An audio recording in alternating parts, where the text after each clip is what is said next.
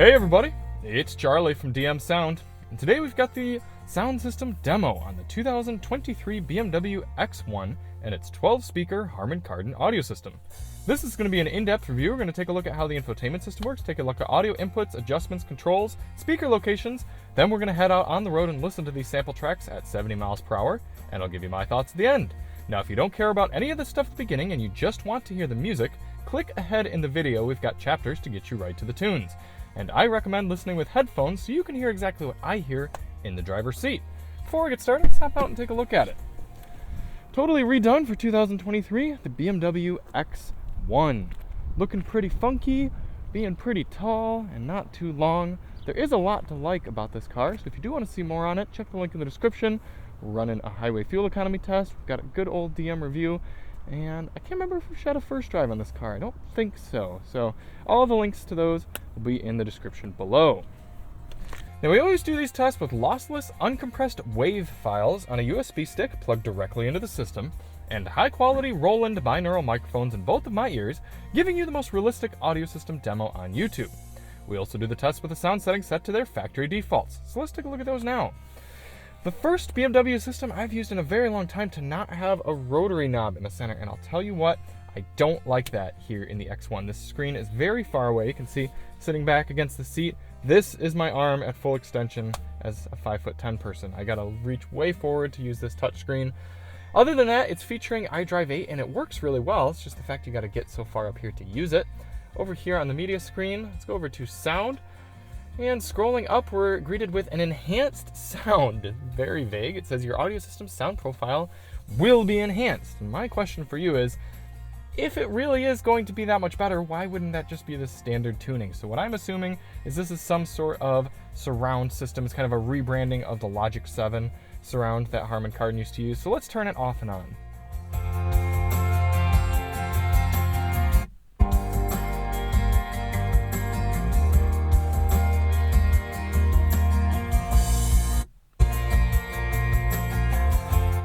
I've found that most of my music sounds better and more true to recording with enhanced sound off, so we're going to do most of our testing that way, but I'll toggle it on and off as we're on the road.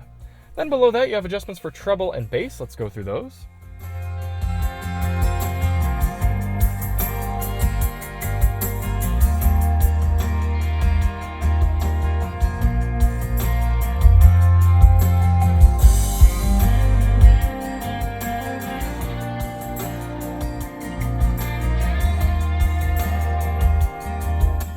That you have adjustments for front, rear, left, right, fader, and balance, and that is it. So what all right, no sort of 9-band equalizer like you usually get in Harman Kardon systems from BMW. That's a bit disappointing.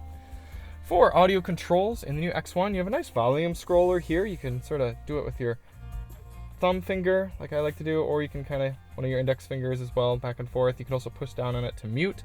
You also have volume clickers on the right side of the wheel. I don't love that. I'd rather the volume be this scroller right here. It's kind of hard to reach up and grab from this thick steering wheel on those buttons. For track selection, you can right here by the volume roller go right and left there. I like having those physical controls. You can obviously use the touch screen if you're on the proper menu, and then you can either use this scroller to scroll through your playlist in the head-up display or move it right and left to go back and forth between tracks there. For audio inputs in the new X1, you have your standard AM, FM. I should actually confirm that we've got AM. Yes, AM, FM, Sirius XM satellite radio, USB-C, support for wireless Apple CarPlay and Android Auto, and that is it. So what does that mean you're missing? Well, you've got no USB-A ports, so make sure you have an adapter here. No wired Apple CarPlay and Android Auto, probably not the end of the world, because you can always just charge your phone with either the wireless device charger or by plugging it in. No 3.5mm auxiliary input jack, and no sort of streaming services built in. I bet they'll be able to add that here in iDrive 8, doing an over-the-air update, but nothing that I see built in right now. Speaker locations. As I said, this is a 12-speaker system.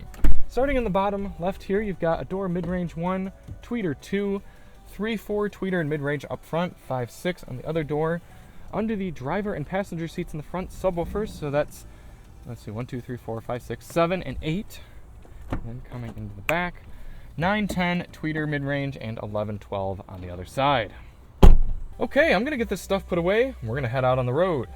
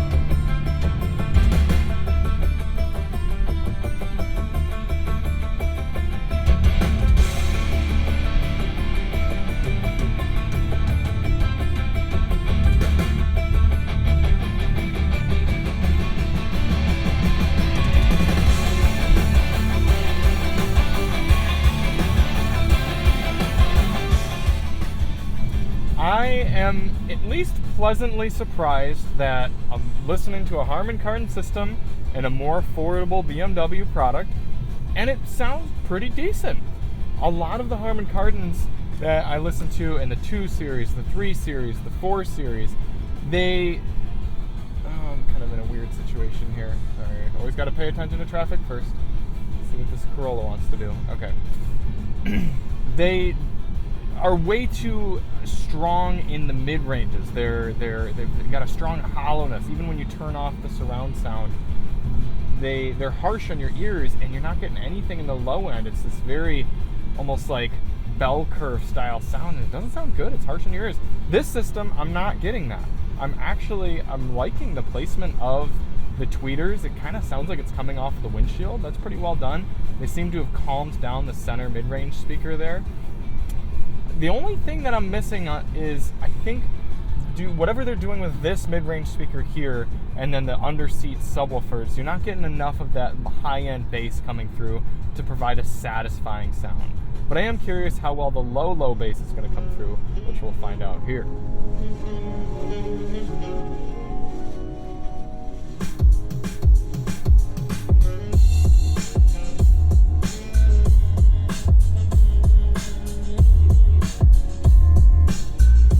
Yeah, that's not fantastic. There's just nothing really there. It's not getting distorted or anything, it's just not providing any sort of bump.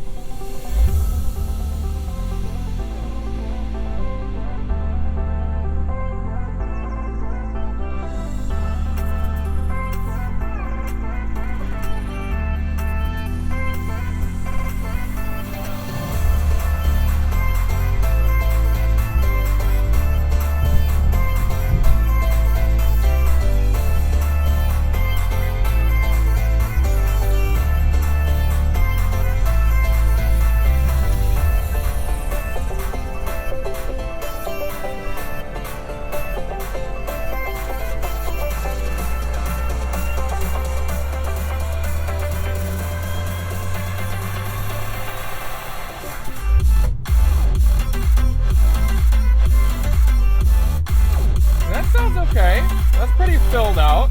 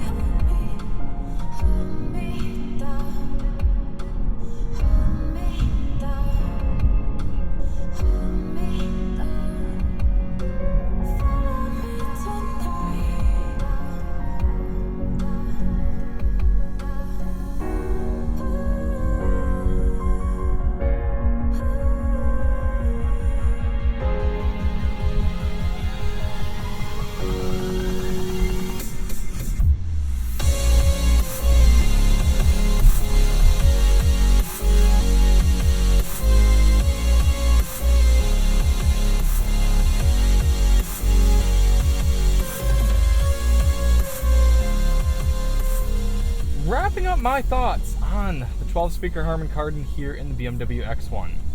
Like I said, it gives me hope that BMW and Harman Kardon are doing something different with their lower-end sound systems. Now, the BMW i4 with the Harman Kardon sounds fantastic, so I'm glad that they're trending in the right direction here with this one. That being said, it's a bright sound. I appreciate that. I like a crispy sound, a lot of highs, and not too much coming through the mid-range. But if you prefer a more flat sound, you might not like the system. But aside from not really having much of a strong middle bass, and definitely not of a strong lower bass, overall I'm happy with this system. That I'm gonna give it a B, somewhere in the B range. It's not getting up satisfying enough to be an A, and A would be like, oh yeah, this is awesome.